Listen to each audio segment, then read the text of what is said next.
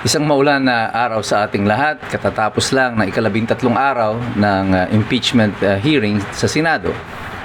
Gaano kalayo na ang narating ng prosecution matapos ang 13 araw ng pagdinig? Ito si Attorney Mike Operario.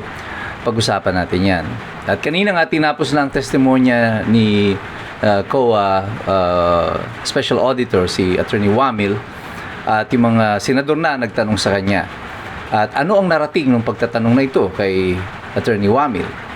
Apparently, for the prosecution, it went nowhere for them. As a matter of fact, pati yung pagtatanong ng mga senador, kagaya ni Ping Lacson, na supposedly ay panig sa prosecution, yan ang pananaw ng marami, ay tila yung kanyang pagtatanong dito kay Prosecutor Wamil ay nakatulong pa sa depensa at sapagkat sa kanyang pagtatanong tungkol doon sa kanyang security clearance, lumalabas that he has done. I don't think he has even any idea about what Senator Ping Lacson is asking about, kung yung security clearance na yun. Ang punto dito ni Ping Lacson is that he cannot have full access of all the documents needed. More specifically, the identity of the persons na supposedly ay under aliases because hindi nga siya cleared at hindi pa declassified yung mga documents na ito. Because yung mga secret identity ng mga tao na may mga aliases na tumatanggap ng supposedly confidential funds, ang identity nila ay dapat nakatago talaga, nakalock, naka-vault niya, ang sabi niya. Pagkatapos ilalabas lang yan kapag tapos na yung intelligence project at na-classify na yung mga document na yun as declassified documents, saka lang siya pwedeng ilabas. So, instead of this helping the prosecution na ipunto na bakit hindi niya maipapalabas yung mga pangalan, it seems as if Ping Lacson has probably inadvertently natulungan niya lalo yung depensa. Because ang sinasabi niya, the only reason kaya hindi mailabas yung mga tao na to, it's not because the persons does not exist, ano? Hindi lang mailabas yung identity nila because it is still confidential at this time at hindi pa na-declassify yung mga documents. And if you divulge the real identity of these persons, you're gonna put them in danger. At ito yung sinasabi ng depensa na tila sinuportahan pa ni Ping Lacson. Yung ibang mga senador na nagtanong, si Robin Padilla is trying to raise a point na tungkol dito sa naging tulong ng intelligence of ng confidential funds sa pagpigil sa mga operations ng CPP-NPA, NDF, and there was a disagreement between the witness at saka kay Senator Amy Marcos. At dito makikita mo yung witness seems to be arguing with the senator kasi ipinipilit niya na parang gusto niyang ipunto dito ay may pananagutan si Sara Duterte. So, it has become clear that this witness is not just identifying facts. He's not just identifying documents. He wants to arrive. Gusto niyang makarating sa isang legal na konklusyon na may pananagutan si Sara Duterte na hindi naman niya talaga pwedeng gawin. Ibang mga senador na nagtanong, kagaya ni Tito Soto, medyo napahiya pa ng konti. I think medyo slightly he was brushed aside by Chis Escudero kasi yung tanong niya hindi naman pang impeachment pang Senate plenary yan, birang mga legislators kasi nagre-recommenda siya ng mga changes sa procedure. But that in itself also works in favor of the defense kasi by admitting that there are flaws in the auditing procedures, hindi po pwedeng maging liable ang akusado, si VP Sara Duterte. May flaw nga kayo nang umaamin na may pagkakamali.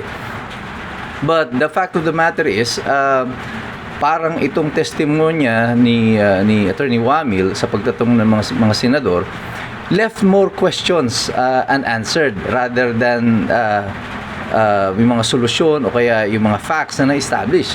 Mas dumami yung katanungan sa kanila tungkol dun sa proseso ng kanilang auditing. And it has become clear sa punto naman ni Presiding Officer Chis Escudero that the findings, the AOM, the Audit Observation Memo, this is not yet final kasi po pwede pa nga itong i-subject to a judicial review.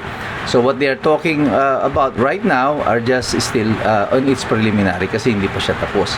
So as of the moment, itong si Attorney Wamil appears to be making legal conclusions on something that is not yet final. At yan ang naging malinaw dito sa pagdinig na ito. Doon naman sa isang testigo ng prosecution after Attorney Wamil, it's uneventful kasi eventually they just ended up just identifying documents na sinasabi nila ay nasa mga 10,000 piraso yata ng pahina ang i-identify. I mean, let's be real. Magpakatotoo tayong lahat. Inaasahan nyo bang yung mga senador ay iisa-isahin yung 10,000 pahina na yan na mga acknowledgement receipts or mga ebidensya? Of course not. They're not gonna bother reading that one by one. Sabi ko nga sa inyo, itong impeachment is not a legal process. It is a political process. And by this time, alam na ng mga senador na yan kung ano yung desisyon nila. Pipili na lang sila kung sino ang susulat ng kanilang desisyon para dyan for the majority. At syempre, meron ding desisyon ang minority. So these things that are happening in the Senate right now, after 3 days of this week, well, alam ko, muntik na kayong makatulog kanina. And that is the reason why marami sa mga tao ngayon na nagsasabi, ayaw na nilang manood ng impeachment. At ang inaabangan na lang nila ay yung summary na binibigay ng mga commentators, ng mga vloggers, kagaya ko po, marami nagsasabi doon sa comment, eto na lang inaabangan nila. Just to summarize, kasi ayaw nila magsayang ng isang buong araw, 6 na oras na pagdinig dito sa Kongreso, sa Senado, at tapos iyon lang pala ang mangyayari. Anong ibig sabihin nito? This only proves na yung sinasabi kong punto ay totoo.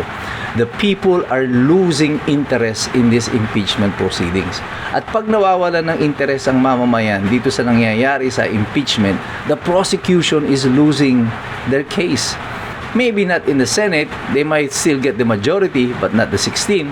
They are losing their case before the bar of public opinion. Sabi ko nga sa inyo, this impeachment, in my mind, in my humble opinion, is a propaganda war. This is not a legal battle. This is a propaganda battle. At ang intention nito ay tayo na mga nanonood ay baguhin yung ating estado, yung kaisipan natin tungkol sa katatayuan ni BP Sara Duterte. This is all intended to discredit BP Sara Duterte. But if nobody's watching the impeachment, how do you discredit the Vice President? And that is a problem that the prosecution ay hinaharap sa kasalukuyan. Pero tayong lahat, alam na natin ito. Because tayong lahat patuloy na nagmamasid, kikilam, nag-aaral. Kasi alam nating lahat, mahirap makialam ang taong walang alam. God bless you, God bless us all. Mabuhay ang Republika ng Pilipinas. We are the resistance.